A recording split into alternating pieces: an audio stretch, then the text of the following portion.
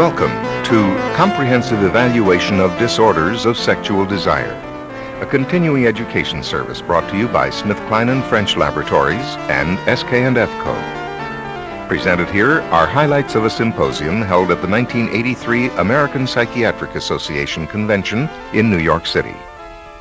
The program begins with introductory remarks by the symposium chairperson, Dr. Helen Singer-Kaplan. Widely renowned for her publications in the field of sex therapy, Dr. Kaplan is clinical professor of psychiatry as well as director of the Human Sexuality Teaching Program at New York Hospital Cornell Medical Center. Disorders of sexual desire are probably the most prevalent of all our sexual dysfunctions. The causes of low desire states can be separated into biological ones and psychological ones.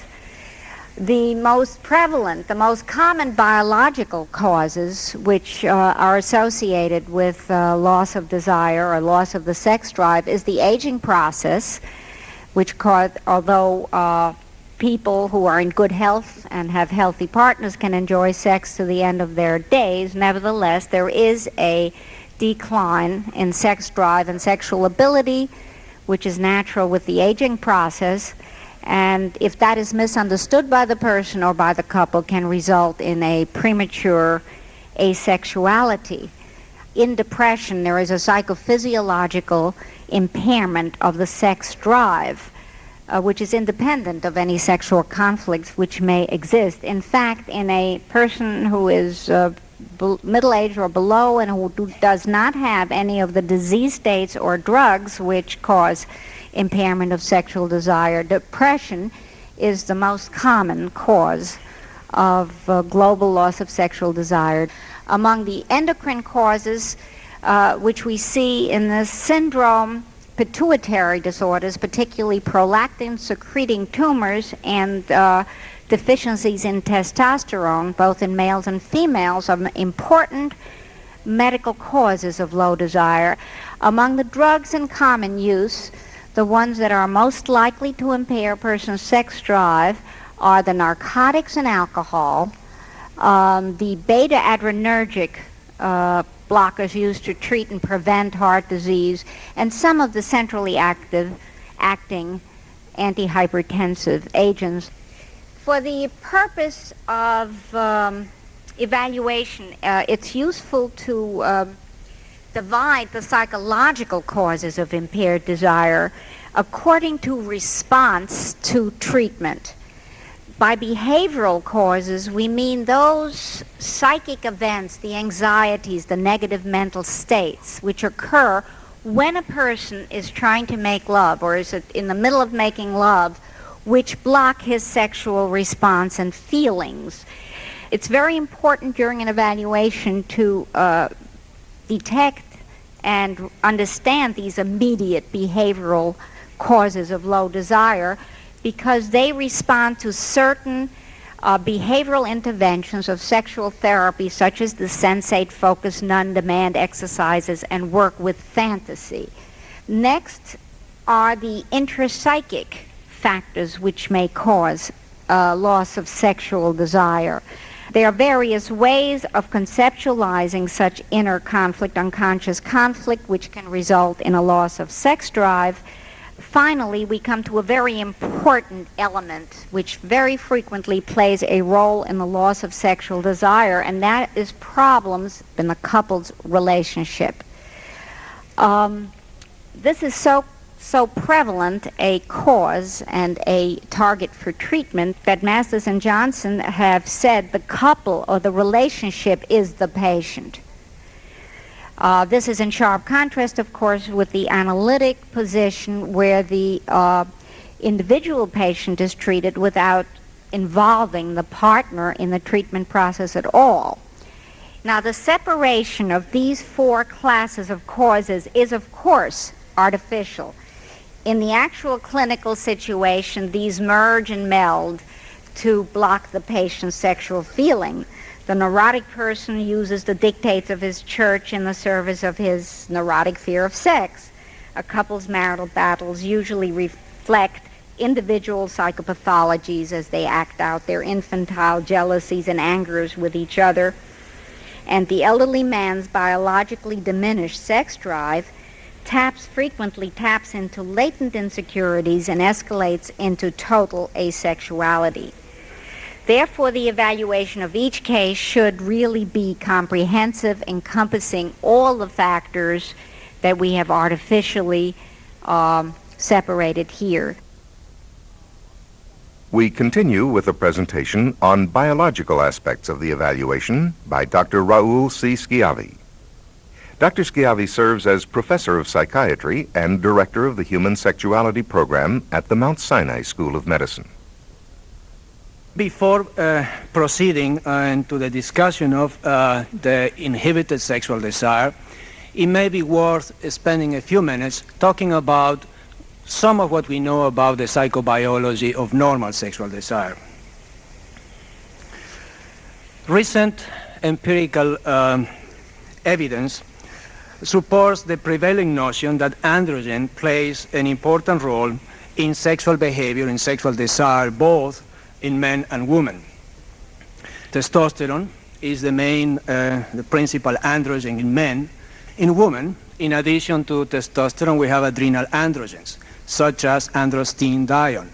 It is presently believed, based primarily on animal research, that the behavioral effect androgens are on steroid-sensitive structures located on the limbic hypothalamic systems.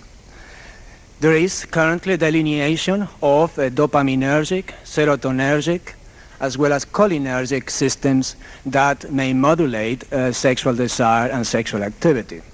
Let's move on to the psychobiological determinants of decreased sexual desire. We will briefly mention some of the natural processes associated with changes in sexual desire before moving into a variety of medical illnesses and pharmacological factors. Among natural processes, aging, pregnancy, and lactation need to be considered. Several studies have documented a decrease in sexual activity, an increase in frequency of erectile difficulties, and a decrease in total testosterone and free testosterone during aging. Now, these findings are based on mean values, however, obscuring the wide range of variation, the wide range of observations, both of behavior as well as hormonal levels that occurs within each age cohort. In view of the variety of factors that, other than desire, that determines sexual frequency, such as availability of the partner, mood changes, the cultural expectations, medical illnesses, and so on, it's important not to attribute to desire, not attribute to agings, changes in desire that occur in some patients. Now, in terms of pregnancy, sexual behavior may increase, may decrease, or remain unchanged in relation to pregnancy, although there is a common observation that there is a decrease of sexual desire during the last trimester. But at present, none of these changes have been related to hormonal levels. Lactation may play a significant role in sexual desire. An interesting paper by Master and Johnson noted that women who breastfed reported more sexual interest and a resumption of earlier sexual activity than the bottle feeders. I think that we need further evidence to follow up this kind of interesting observation. Now, in terms of medical illness, any medical condition associated with distress, pain, generalized weakness, it's likely to exert a non-specific effect on sexual desire and activity. Now, these non-specific actions are at times difficult to separate from the specific effects of diseases that impair the biological substrates of sexual desire. Now, these diseases are likely to fall within three major categories: neurologic, hormonal, and metabolic. In terms of neurological disorders, three that first come to mind are temporal lobe epilepsy, brain tumors, and Parkinsonism. The most frequently reported effect of temporal lobe epilepsy on sexual functioning is a decrease of sexual drive and activity. Brain tumors and strokes may also impair sexual desire and coital frequency. And several investigators have reported that their suppressive effect on desire is greater if the lesion is on the left hemisphere. Patients with Parkinson's disease tend to have depressed sexual functioning, but the precise prevalence and pathogenesis is unclear. In terms of hormonal disorders, diminished sexual desire is frequently noted in men suffering from various hypogonadal states. Now, male hypogonadism may be primary as a direct effect of the lesion at the gonadal level, or secondary to abnormalities in the hypothalamic pituitary axis. In instances of primary hypogonadism, such as Klinefelter's or post-orchitis, impairment of testicular Leydig cell release results in low testosterone production and a compensatory increase of LH. So these are cases of hypergonadotrophic hypogonadism. Now, when the impairment occurs at the hypothalamic pituitary level, there can be a decrease of LH and a corresponding decrease of testosterone. Those cases are instances of hypogonadotrophic hypogonadism. Then there is another condition, and that is hyperprolactinemia. Recent reports have showed an association of hypoprolactinemic states and depressed testosterone, as well as an associated decrease of sexual desire and erectile impairment. It is believed that the hypogonadal condition is associated with hyperprolactinemia and is therefore responsible for the lowering of testosterone levels. Thyroid disorders, both hyper and hypothyroidism, are frequently found associated with a lowering of sexual desire. And finally, although we don't see it frequently in our clinical experience, both Addison's and Cushing's disease have been reported as causative determinants of low sexual drive. Moving on to metabolic disorders, chronic hepatitis, hepatic failure, cirrhosis, and chronic renal failures have been found to be associated with low sexual desire. The pathogenesis is quite complex. It might involve neurologic impairment, the development of depressive mood, as well as the decreased pituitary gonadal function. Now, no presentation on the biological aspects of depressed sexual desire will be completed without considering pharmacological agents. In terms of prescription drugs, we have two that have a more direct effects. One is anti-androgens and the other is estrogens. Anti-androgens, as you well know, are substances that oppose the pharmacological effects of testosterone or of androgens. And one of the first effects of these substances is a decrease in sexual desire that precedes changes in erectile capacity. Estrogen in men might also induce marked decreases in sexual desire, but its action probably is due to changes in testosterone production.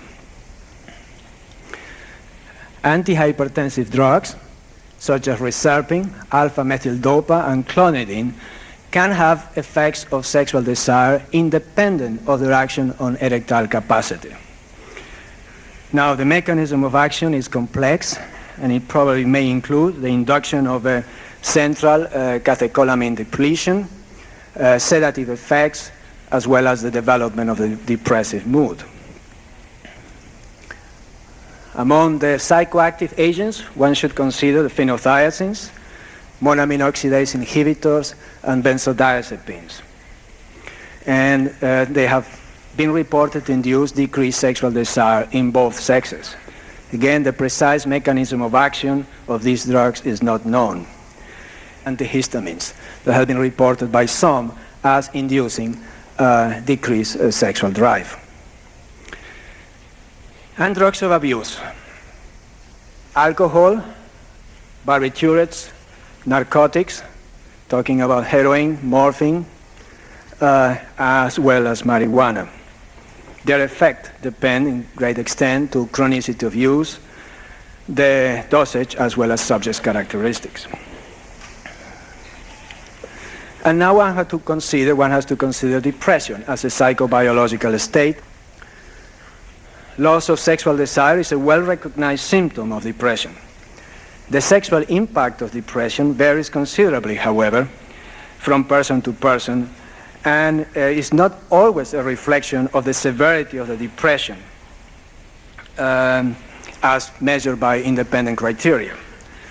Sexual desire may be impaired in the absence of performance difficulties. This is important to keep in mind. A few words about the assessment procedures. A detailed psychosexual history, optimally involving both couples, both members of the couple, remains the cornerstone of an adequate evaluation of patients with disorders of sexual desire. From the standpoint of assessing possible biological determinants, several questions may provide viable information. First one is loss of sexual desire the primary complaint, or has the patient mislabeled the problem? With considerable frequency, we see patients coming to us complaining of lack of sexual desire when the problem actually is one of erectile dysfunction or orgastic inhibition. It's important when there is a coexistence of lack of sexual desire with another sexual dysfunction to determine what is the primary condition. The second question is loss of sexual desire global or selective? In other words, does it occur in relation to all partners or only with some of them? It would seem obvious that the possibility of biological factors, the probability of biological factors would be less if somebody experienced great desire for somebody and not for the other. In this context, is pertinent the next question, does the loss of sexual desire encompass all forms of sexual expression? That is masturbation, sexual play, or desire for intercourse. The next question is low of sexual desire lifelong, or is it a decline for a previous period of greater drive? Does that person have shown a normal sexual desire and competency before the development of the hypoactive sexual state? And finally, is this loss associated with the development of medical illness, drug intake, or a mood disorder? Characteristically, when the loss of sexual desire is due to organic reasons, the problem develops progressively, with a possible exception of, say, drug intake, from a previous level of satisfactory sexual functioning, and manifests itself in a general, pervasive, global way. A detailed medical evaluation, including a history of drug intake and multi-channel blood chemistry and hormonal assessments, should complement the initial evaluation of patients complaining of low sexual desire. The hormonal assessment should include testosterone and determinations, as well as determination of thyroid functioning, T3, T4. Because of the well-known moment-to-moment variations in testosterone levels, if the levels of testosterone are borderline or low, they should be repeated together with assessment of prolactin and LH. And this procedure will permit to determine whether low testosterone is associated with an hyperprolactinemic state, or whether the hypogonadal condition is of central or peripheral disorder. Now, before concluding, I would like to emphasize something that perhaps is obvious, and that is that disorders of desire reflect complex states that can best be understood avoiding dichotomous notions of organic versus psychogenic, but taking into account an interactive model that includes, at the same time, as Dr. Kaplan have indicated, biological, psychological, as well as dyadic factors. The next speaker is Dr. Joshua S. Golden, who combines his duties as professor of psychiatry at UCLA School of Medicine with the post of director of the UCLA Human Sexuality Program. Dr. Golden's presentation focuses on the behavioral aspects of the evaluation of sexual disorders. What I would like to talk about are the behavioral manifestations that help us to evaluate and discriminate among the various causes of impaired sexual desire. And in order to do that, I would like to concentrate on the approximately 6 or so major categories, as I see it, of impaired sexual desire. Those are performance anxiety, relationship conflicts, culturally induced sexual inhibition, a variation in sexual object choice or practice, fears of pregnancy or sexually transmitted diseases, and sexual phobia. In my experience, the first 2 are far and away the most common, and the other 4 fall into the infrequent, although still significant categories. Performance anxiety is by now, I think, a familiar phenomenon to most of us. We know that the central nervous system is set up with balancing, inhibitory, and facilitatory systems. We're all aware of how sexual desire can be facilitated through psychological phenomena, and all too familiar, of course, with how distraction or anxiety can inhibit sexual functioning. Impaired sexual desire may, in all likelihood, be specific to a given individual, and not uncommonly the person who is brought in to you with the diagnosis or complaint of impaired sexual desire may be able to tell you that their sexual desires are just perfectly okay, as is their sexual functioning, when it's a partner other than the one with whom they're having conflict. Now, among the less common problems are culturally induced sexual inhibition. Those are people who, for a variety of reasons, have been taught that sexual behavior is bad, sexual pleasure is bad, and that can be, for some people, a very powerful and durable message, notwithstanding all of the other messages that are prevalent nowadays to suggest a somewhat more permissive approach. Such patients may be benefited significantly by an attitude on the part of a therapist which is much more permissive than the authoritarian, inhibiting one that they have known.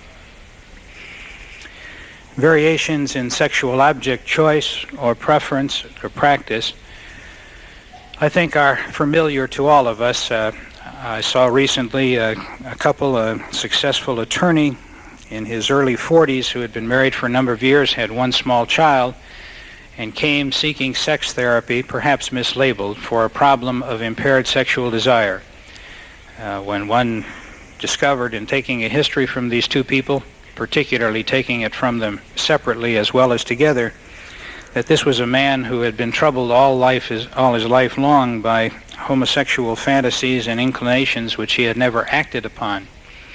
And it is fairly characteristic in such instances that the couple talks about everything but what seems obvious to the therapist evaluating the situation.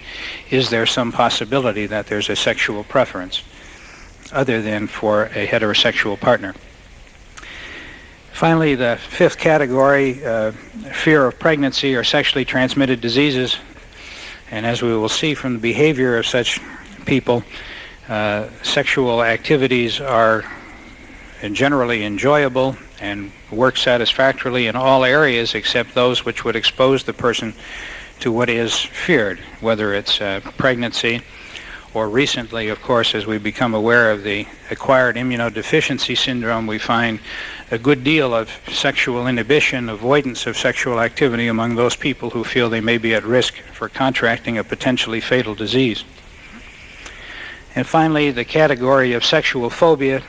As most of us by now know, there is a category of phobia which seems to be an organic disease, occurs early in life, associated with spontaneous panic attacks, and those are people who deserve mention because they are specifically treatable with a variety of drugs, effective in blocking the spontaneous anxiety, and then provide an opportunity for a therapist to deal with the secondarily developed avoidance responses which have been developed to protect the person against the panic.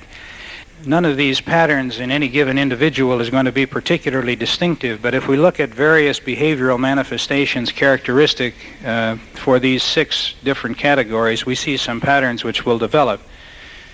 With performance anxiety, there's characteristically a history of dysfunction during sexual activity, and it's appropriate to ask the people whether or not they are having problems with getting erection, achieving lubrication, experiencing orgasm, or any of the other criteria of adequate function.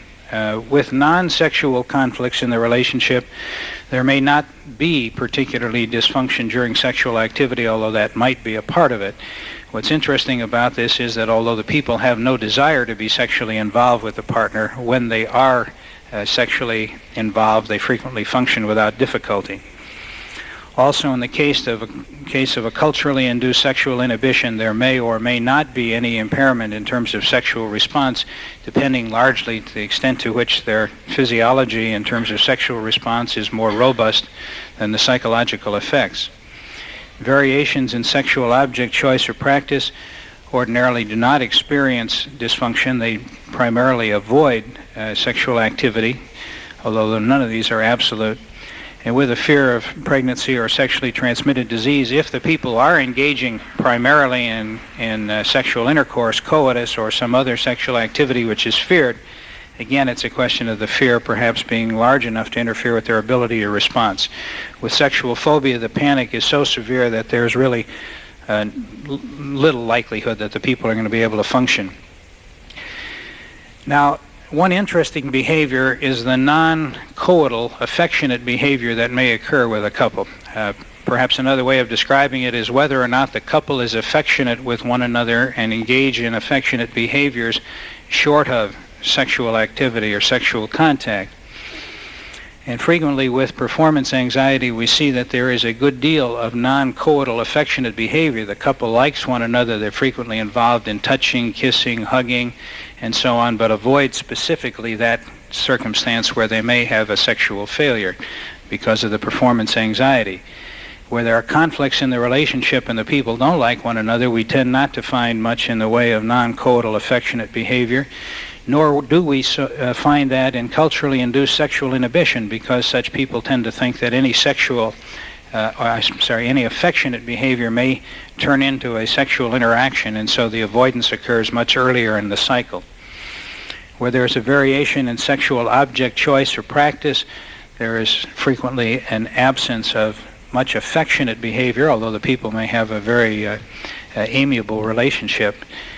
The fear of pregnancy or sexually transmitted diseases, we frequently find a good deal of affectionate behavior if the people like one another, because after all, the only thing which is to be avoided is the possibility of catching it.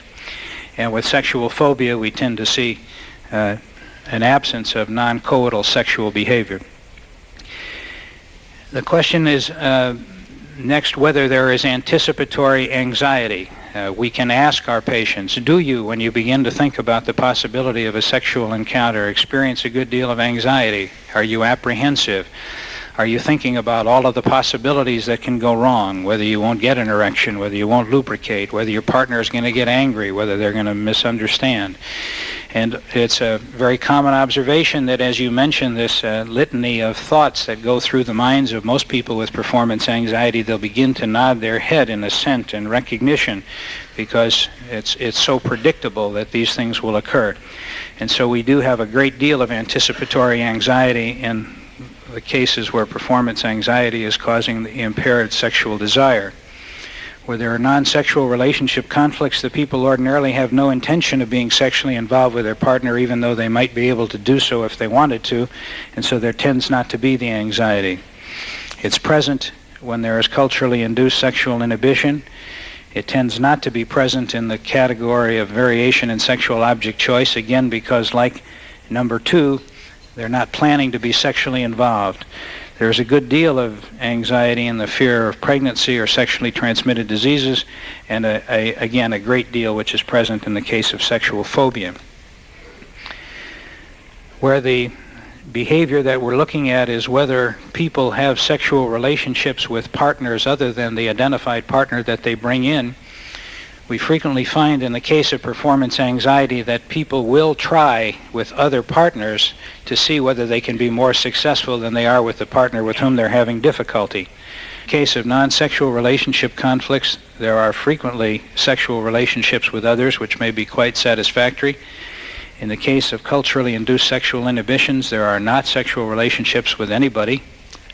And when there is a variation in sexual object choice or practice, there may very well be a history of sexual behavior with the person who is the desired sexual object or engaging in the sexual practice which is desired. In the case of fears of pregnancy, of course, there is not, and in the case of sexual phobia, there is not. When we consider the use of sexual fantasy and ask patients about whether they engage in sexual fantasy, it's frequently employed by people with performance anxiety as an attempt to get them over the dysfunction, the inability to function sexually. In the case of those who have non-sexual relationship conflicts, they're frequently fantasizing about somebody else with whom sexual relationships would be more enjoyable. Where there are culturally induced sexual inhibition, there's rarely the use of sexual fantasy, although there's frequently a very rich sexual fantasy life which tends to be reciprocal in some way related to the extent of the inhibition.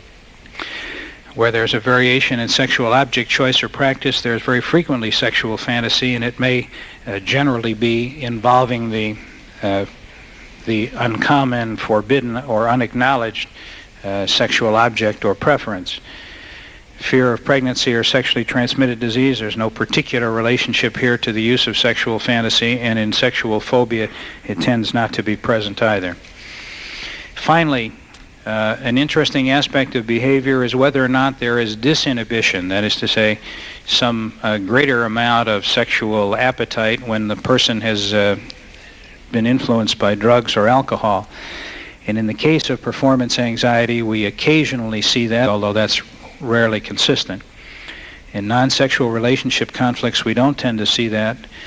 People with a culturally induced sexual inhibition are frequently able to function sexually and quite well only when they're intoxicated or their inhibitions are suppressed, and that may also be seen somewhat more inconsistently than when there's a variation in sexual object choice or practice.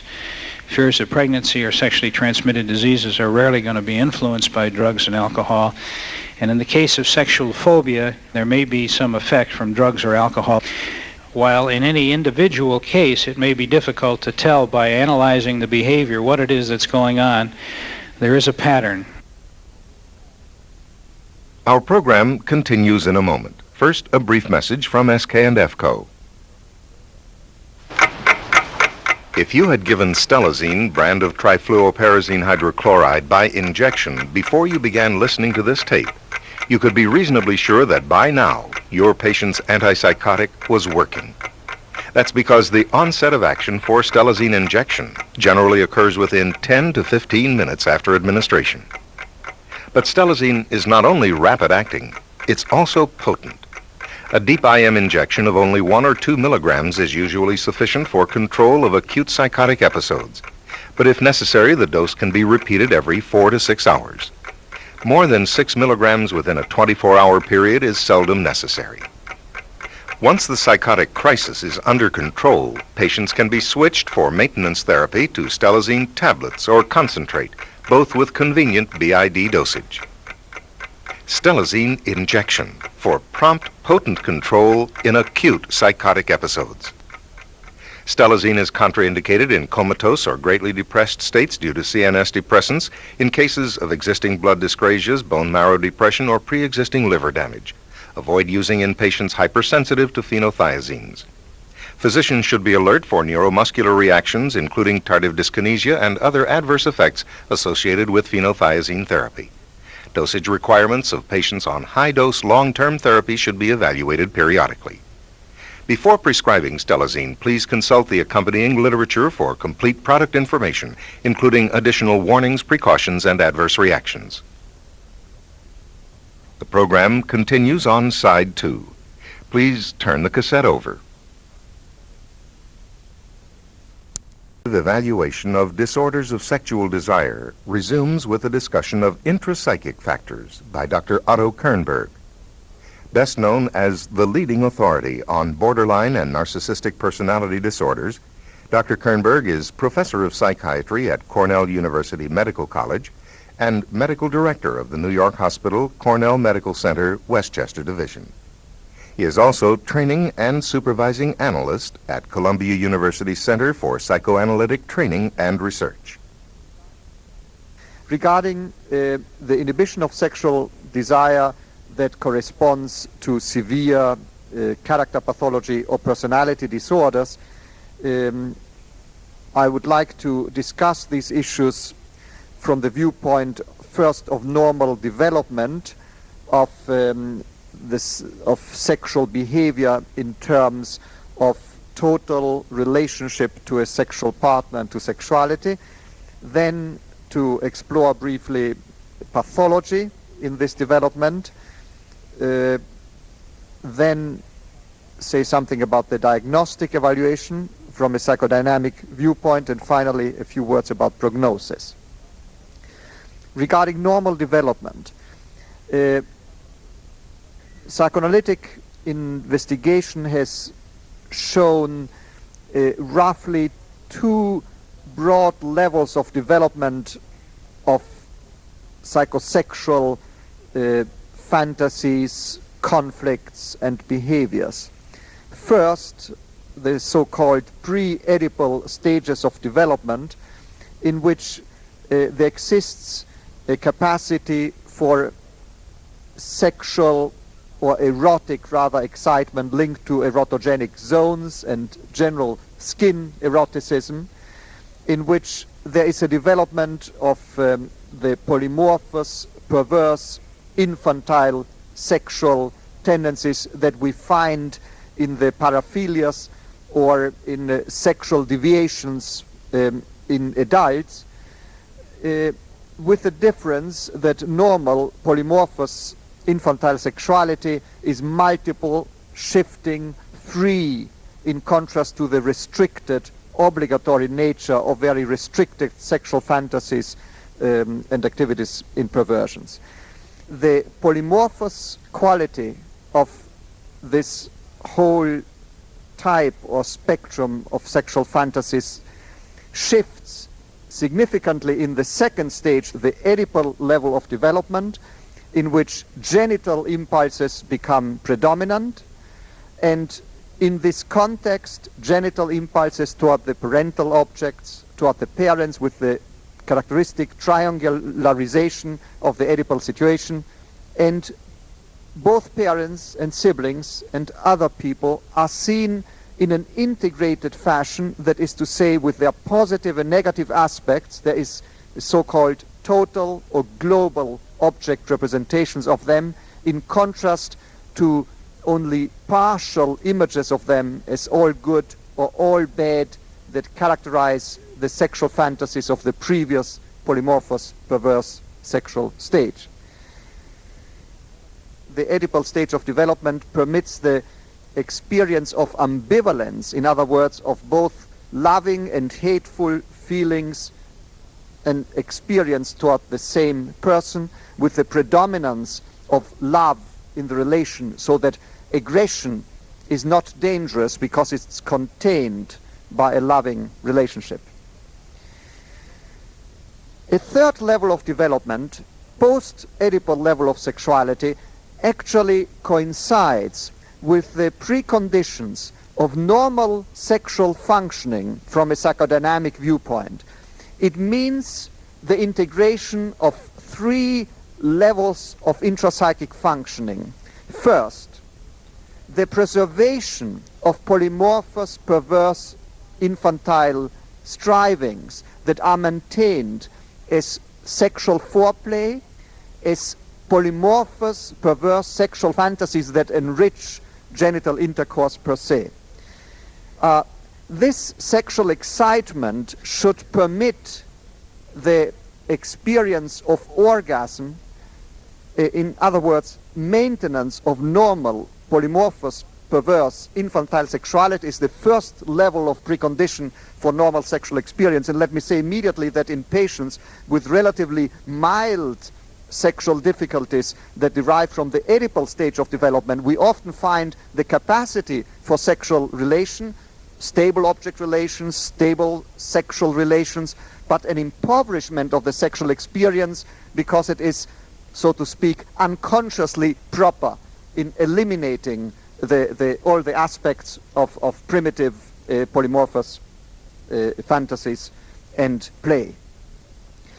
A second level of achievement in normal sexual relations from a psychodynamic viewpoint is the capacity of achievement of an object relation in depth, by which is meant in psychoanalytic literature the tolerance of ambivalence, of both aggressive as well as sexual and loving feelings toward the same person, the capacity for understand and empathize in depth with another person, as well as an integrated concept of the self that go hand in hand with the capacity for an experience of gratification with the enjoyment and gratifications of the sexual partner, the capacity for tenderness, and the enrichment of the sexual behavior by sharing of the mutual experience. A third precondition for normal sexual relation, in addition to the preservation of polymorphous perverse sexuality, infantile sexuality, plus an object relation in depth, is integration of the normal superego. You know, the unconscious, infantile, internalized sense of morality and values that on the positive side replaces external admiration, praise and punishment by an internalized guidance system, but on the negative side may cause severe inhibition and maintenance of infantile sexual prohibitions that then interfere with normal sexual experiences in adulthood. So the superego has both positive and negative effects on the sexual life. On the positive side, it leads to the idealization of the sexual partner, the capacity to fall in love, to remain in love, to experience concern for the other person, and it enriches and consolidates the stability of the couple that derives from a capacity for an object relation in depth. If there's an excessive and sadistic superego in which object relations are maintained in depth, the capacity for falling in love and remaining in love exists, but at the cost of an inhibition, of an unconscious inhibition, of repression of sexual functioning, and here we have, of course, a major cause of inhibition of sexual desire. That completes what I wanted to say about normal development, and let me go immediately into pathology that you'll see is linked to these stages of development and can be roughly classified into three levels of severity of pathology of sexual behavior from a psychodynamic viewpoint. First, inhibition of sexual desire is a symptom in severe narcissistic, paranoid, and schizoid personalities which are within the spectrum of what I've called borderline personality organization, in which cases there is an incapacity for establishing object relations in depth of such a severity that the individual remains practically isolated with enormous difficulties in any involvement. Second level of pathology, the ordinary personality disorders that function on a borderline level, that is to say, the narcissistic personality, the schizoid personality, the paranoid personality, may show sexual promiscuity, capacity for genital functioning, for enjoyment of sexual intercourse, but with incapacity of establishing an object relation in depth. Therefore, the human relations of such patients seem dissociated from their sexual behavior. And of course, this dissociation is caused not only by the difficulty in investment in object relations in depth, but also by the lack of normal superego development. And a third type of pathology are patients with what we might call neurotic inhibition of sexual desire, who have achieved normal integration of object relations with establishment of object relations in depth.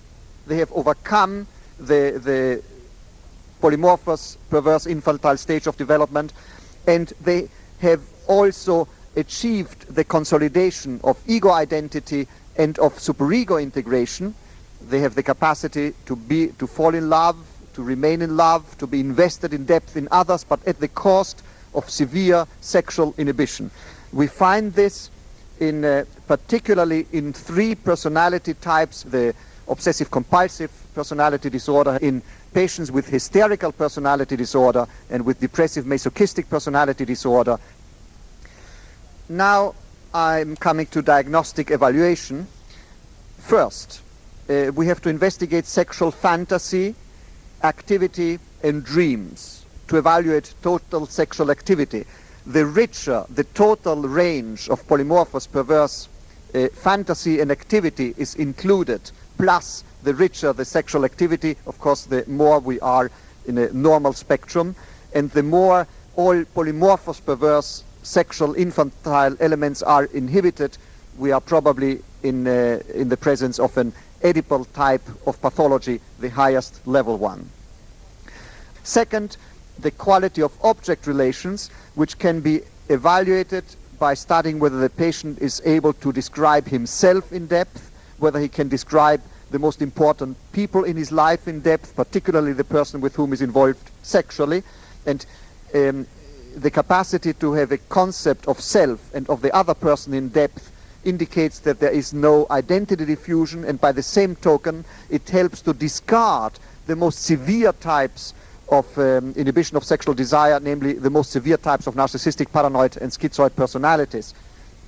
Third, we have to evaluate the quality of superego functions. Is there capacity for normal idealization, for falling in love? Narcissistic patients typically have difficulties of falling in love or remaining in love. Is there capacity of concern for the other person? Are there excessive prohibitions against sexuality, such as shown in sexual naivete and sexual ignorance? Here, the factors mentioned by previous speakers, namely cultural and religious prohibitions, very often interface with unconscious, infantile, superego determined prohibitions.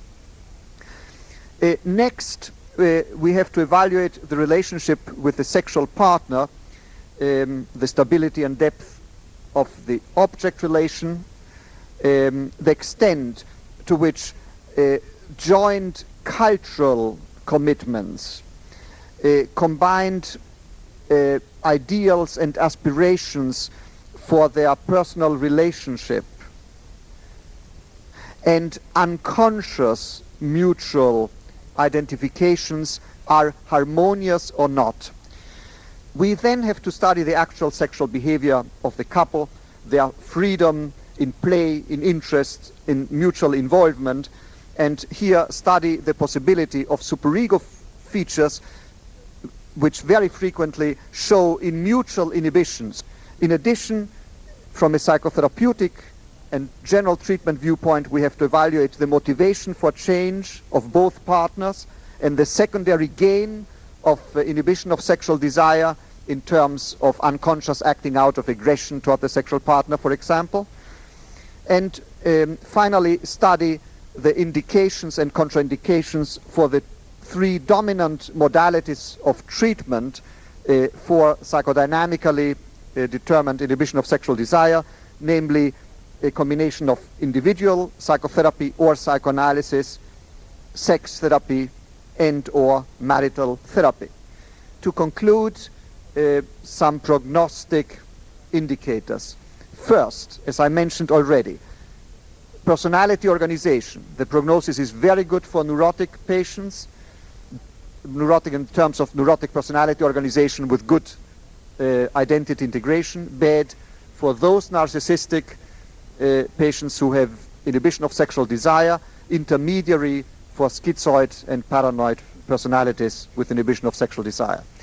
Second, prognostic factors, the secondary gain, the predominance, for example, of intense, revengeful wishes or a sense of superiority over the partner by rejecting him or her sexually.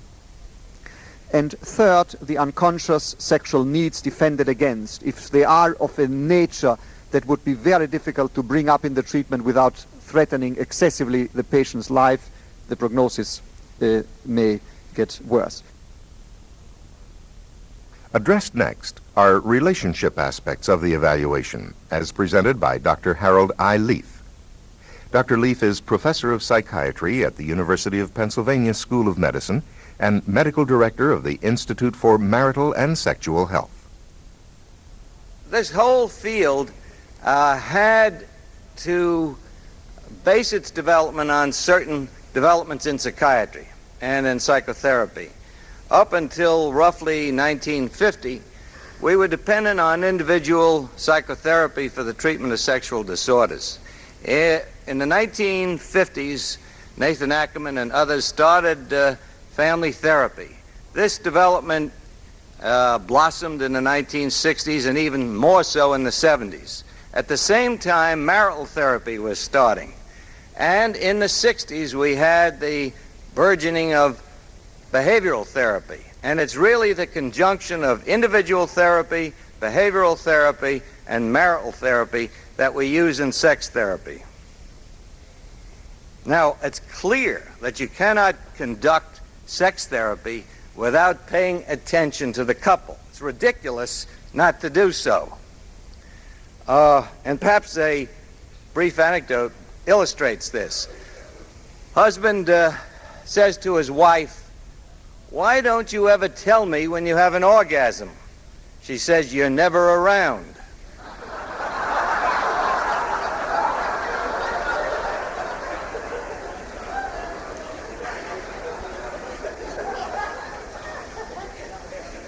Let's face it, to put it bluntly, a penis doesn't make love to a vagina. Now, we have, therefore, to look at sexuality and sexual interaction in addition to the biological, behavioral, and intrapsychic dimensions which you've heard earlier. I think that the triphasic approach, desire, excitement, and orgasm, has to be amplified a bit. I have coined this acronym, DAVOS.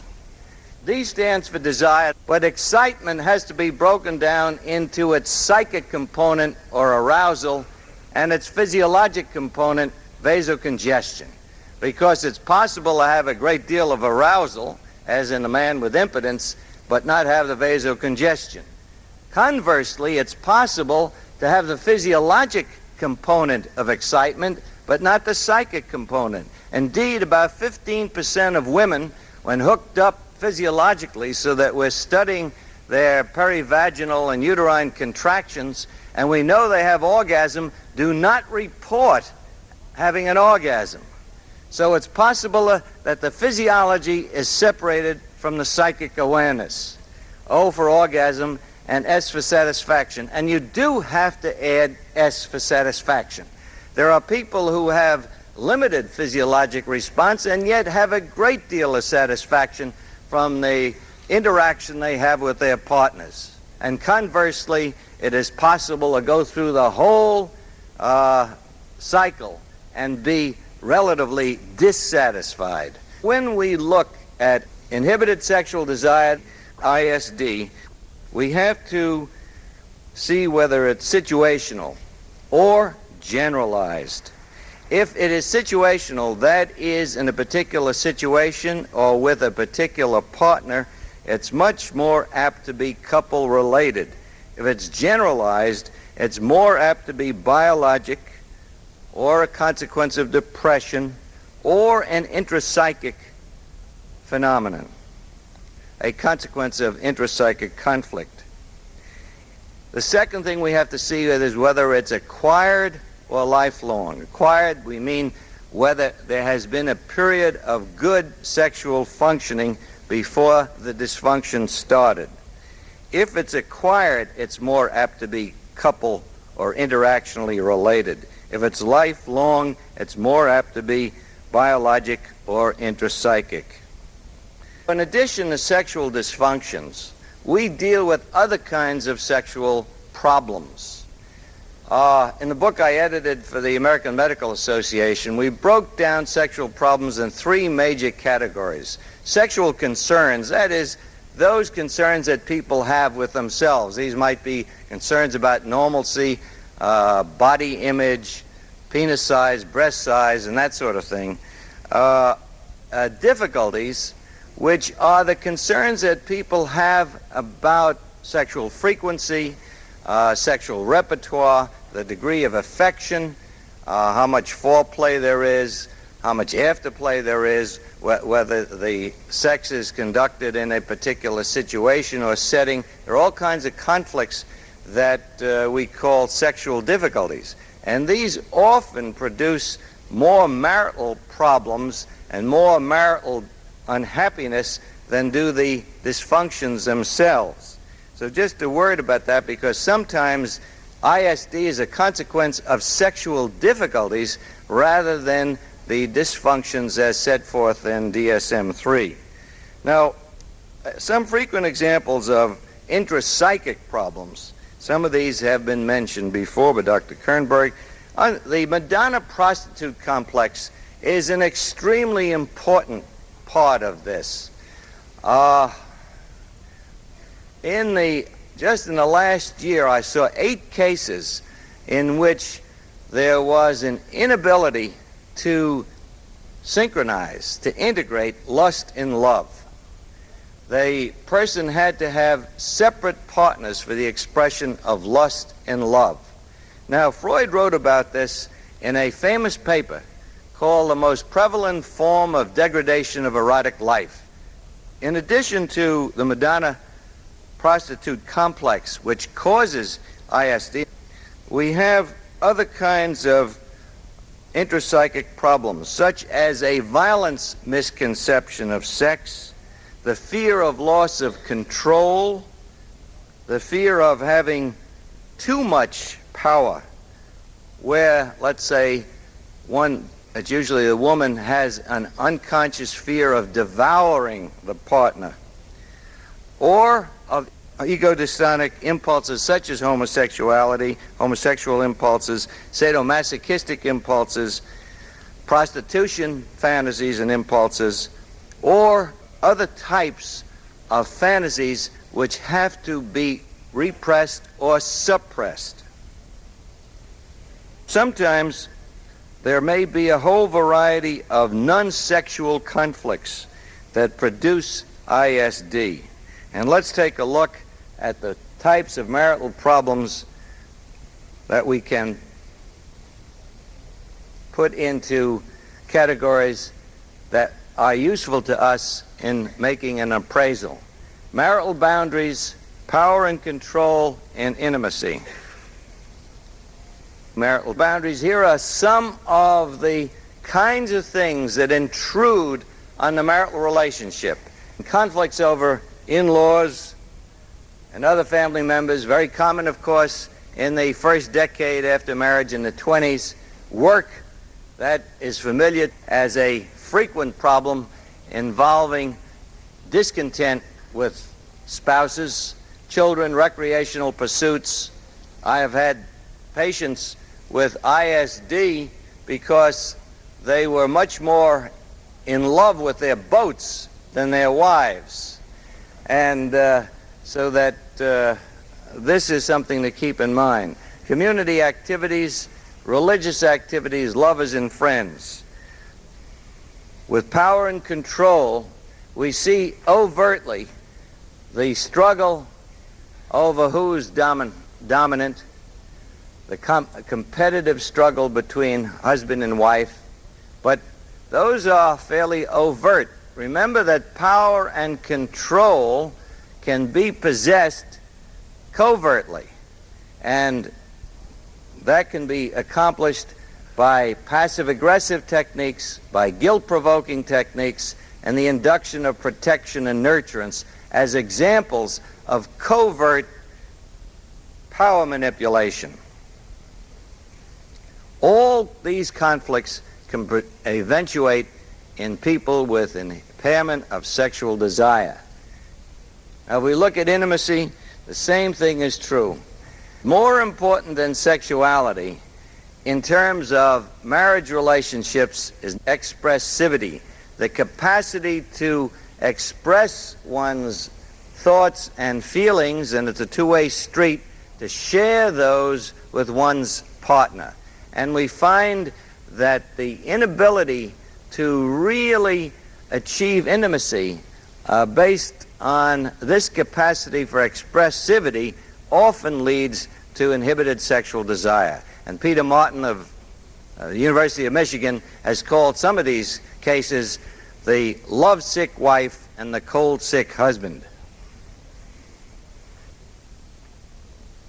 So some of these conflicts, no matter how they eventuate, whatever dimensions they have that created them, lead to emergency emotions. They lead to rage and fear and guilty rage, and these in turn produce inhibition of sexual desire.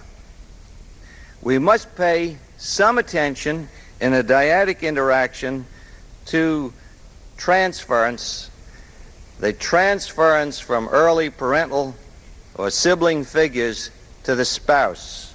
And we must pay particular attention to projective identification, that mechanism by which one partner projects disowned, disliked, or hated aspects of self onto the partner and then reacts to the partner as if the partner owns that attribute. All of these mechanisms can interfere with sexual functioning and lead to ISD. It's most important to understand how the relationship between husband and wife can serve to either produce or maintain a sexual dysfunction, including ISD.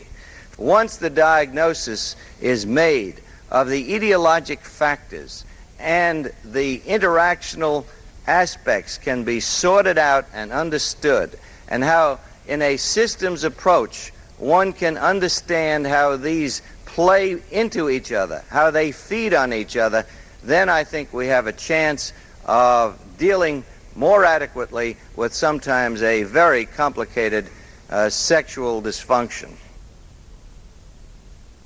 Our program draws to an end with closing remarks by Dr. Helen Singer-Kaplan. I thought that we ought to summarize the various levels of evaluation approaches which were presented. The first thing to do, especially in those cases where the complaint is global and not selective, is to rule out organic causes and depression. And the way we do that, the method of determining that is a medical and psychiatric history, and even if there is no evidence of illness, it is our practice to do a prolactin and testosterone screening, and every year a few prolactin-secreting adenomas are picked up in this manner. After the organic factors have been ruled out, we begin our analysis of the complex psychological factors that have to be considered.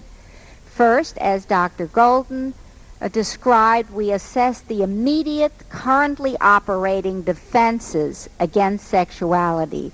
And the very best method of ascertaining this is through what we call a sexual status examination, or a very detailed analysis of the mental, emotional, and behavioral processes that go on as the patient is about to make love or wants to make, or is in the act of making love. Does he get anxious?